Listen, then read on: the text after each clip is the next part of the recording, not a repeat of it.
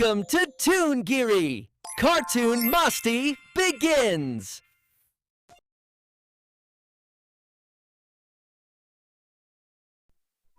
ये कहानी है एक व्यापारी की जो एक छोटे से गांव में रहता था। वो व्यापारी बाजार में अलग अलग चीजों का व्यापार करता और पैसा कमाता। व्यापारी के पास एक गधा था। वह सामान उसके पीठ पर लादता और बाजार में बेचने के लिए जाता। व्यापारी अपने गधे का बहुत ख्याल रखता था। वो जानता था कि गधा उसके व्यापार के लिए बहुत जरूरी है, इसीलिए वो उसको नहलाता, धुलाता और स्वस्थ रखता और अच्छा अच्छा खाना भी खिलाता था। गधा बहुत जवान और शक्तिशाली था। ढेर सारी बोरियां लेकर बाजार चलता, लेकिन गधा आलसी था। उसे तो काम करना पसंद ही नहीं था। उसे बस बैठना, खाना खाना, लेटना और सोना, ये सब कुछ बहुत पसंद था। उसे घूमना भी बहुत पसंद था और वह बहुत ज्यादा सोना पसंद करता था। अरे फिर से बाजार जाना पड़ेगा मालिक। मुझे कभी भी छुट्टी नहीं देते। मुझे तो छुट्टियां बहुत पसंद है। शायद उन्हें आराम की जरूरत नहीं है, लेकिन मुझे जरूरत है। हाय रे! लेकिन गधा ये नहीं जानता था कि अगर व्यापारी एक दिन भी छुट्टी लेगा तो पैसा भी नहीं मिलेगा, और पैसा नहीं मिलेगा तो गधे का भी खाना नहीं होगा। बाजार के मांग के अनुसार वह कई सारी चीजें बस पर भेजता था, जैसे कि दाल, चावल, सब्जियां, नमक, रुई, आटा, गेहूं, मटर, पनीर, ऐसी बहुत सारी चीजों का व्यापार करता था। व्यापारी रोज गाड़ी को लेकर गांव से निकल पड़ता था। बाजार पहुंचने के लिए उन्हें एक नदी पार करनी पड़ती थी। व्यापारी बहुत ही संभल कर गधे को नदी पार कराता था। एक दिन व्यापारी के दोस्त ने बताया कि बाजार में नमक की बहुत ज्यादा मांग है। अरे वाह! मुझे बताने के लिए बहुत बहुत शुक्रिया मेरे दोस्त। मैं अब नमक का व्यापार करूंगा और बहुत सारा मुनाफा कमाऊंगा। और जल्द ही व्यापारी ने जयपुरिया नमक की तैयारी की बाजार ले जाने के लिए और गधे के पेट पर लादना शुरू किया। तब उसे एहसास हुआ कि बोरिया तो बहुत भारी थी, जिसकी वजह से गधा चल ही नहीं पा रहा था। अरे रे, बेचारा गधा वजन उठा ही नहीं पा रहा। मैं एक काम करता हूँ, 3 बोरियां कम कर देता हूँ, जिसे ले जाने में आसानी होगी। गधे को कोई तकलीफ न हो, इसीलिए व्यापारी ने उसके पीठ से 3 बोरियां उतार दी। फिर भी गधा आगे ही नहीं बढ़ रहा था। व्यापारी गधे की हालत समझता था, लेकिन वो जानता था कि गधा आलसी भी है, और उसने छड़ी उठाई और उसे मारने लगा।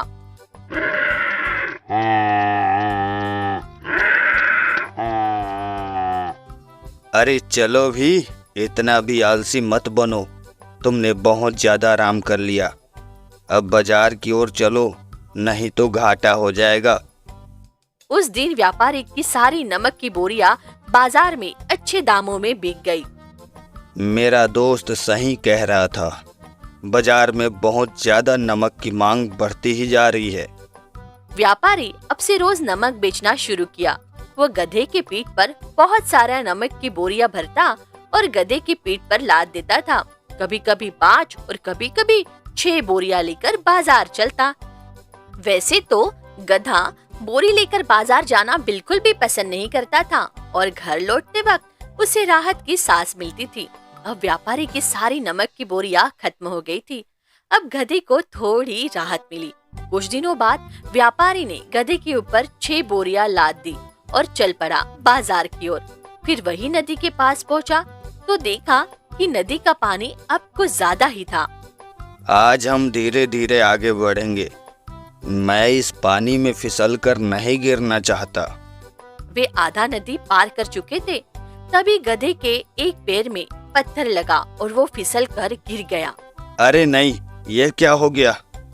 व्यापारी ने जैसे तैसे जोर लगाया, गधे को ऊपर खींचा और नदी पार लगा दी। गधा सदमे में था, लेकिन उसे कुछ एहसास हुआ। अरे बोरियां तो मेरे पीठ पर भी हैं, लेकिन यह हल्की कैसे हो गई? जैसे इसमें कुछ हो ही ना। शायद इस नदी में कोई जादुई शक्ति है जिसने मुझ पर दया कर दिया। हाँ हाँ, जो भी है मेरे लिए अच्छा ही है। अरे नहीं, सारा नमक पानी में घुल गया। अब मैं बाजार में ले जाकर क्या बेचूंगा। चलो, आज बाजार जाने का कोई फायदा नहीं है, घर ही लौट जाता हूँ। अरे पीठ पर कोई भार नहीं और काम की भी छुट्टी। या तो कोई सच में जादुई शक्ति है। अरे वाह रे वाह। अगले दिन व्यापारी ने फिर से 6 बोरियां लाद कर बाजार की ओर चल दिया। अरे रे, कल तो कितने खुशी में मेरा दिन बीता, सिर्फ खाना पीना और सोना। हाँ, मैं आज भी अपने काम टाल सकता हूँ, मेरे पेट के वजन को कम करके। उस दिन जैसे ही मैं पानी में गिरा तो मेरे ऊपर लदी हुई बोरियों का वजन कम हो गया। यह तो जल देवता का ही कमाल है। हाँ हाँ, आज भी मैं पानी में गिरने का नाटक करूँगा और जल देवता मेरे पीठ के भार को कम कर देंगे। हाँ हाँ हाँ। और नदी के पास पहुँचते ही बहुत जल्दी से जाकर पानी के उसी जगह पर जाकर गिरने का नाटक करने लगा। व्यापारी के कुछ करने से पहले ही इस बार भी पेट में रखी बोरियों नमक की पानी घुल गई और सारा नमक पानी में घुलकर खत्म हो गया। अब बोरी में कोई भी भार नहीं था। गधा बहुत खुश हुआ। अरे भाई, पीठ में कोई भार नहीं, कोई काम नहीं। आज तो मैं घर में जाकर खूब आराम से खाना खाऊंगा और सो जाऊंगा। हाँ। आखिर यह हुआ कैसे? पहले तो यह बहुत आलसी था, नदी में उतरता ही नहीं था। बहुत जोर जबरदस्ती उतारना पड़ता था।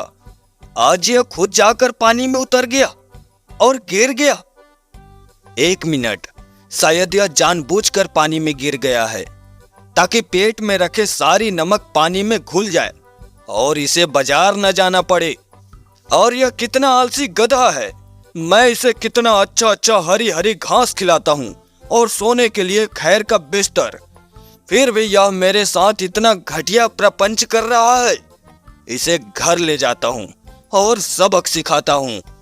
गधे को लगा कि उसे एक बहुत अच्छी तरकीब मिल गई है काम से बचने की, लेकिन व्यापारी ने अपने मन में कुछ और ही ठान रखा था। अगले दिन व्यापारी ने गधे की पीठ पर 8 बोरियां लादी, लेकिन गधे ने कोई शिकायत नहीं की। अरे मालिक ने इतने बोरियां लाद दी मेरे पेट पर, लेकिन मुझे बोझ का एहसास ही नहीं हो रहा। अरे इससे मुझे क्या फर्क पड़ता है। मैं तो बाजार की ओर जाऊंगा और सारी बोरियां भिगाकर हल्का कर लूंगा। जल देवता अवश्य मेरा मदद करेंगे। कुछ देर बाद व्यापारी और गधा नदी के पास आए। गधा जाते ही जाकर नदी में उतर गया और हमेशा की तरह वहाँ पर गिरने का नाटक करने लगा। लेकिन इस बार व्यापारी ने गधे की बिल्कुल मदद नहीं की। फिर जैसे ही गधे ने उठने की कोशिश की, अरे बाप रे, यह क्या हो गया। यह तो भार और बढ़ गया। मैं उठ ही नहीं पा रहा। हाय रे, मैं तो मर गया। मेरी हड्डियां टूट गई।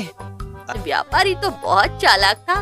वो जानता था कि गधा फिर से ऐसे ही करेगा, तो उसने नमक की जगह पे रुई की बोरियां रखी थी।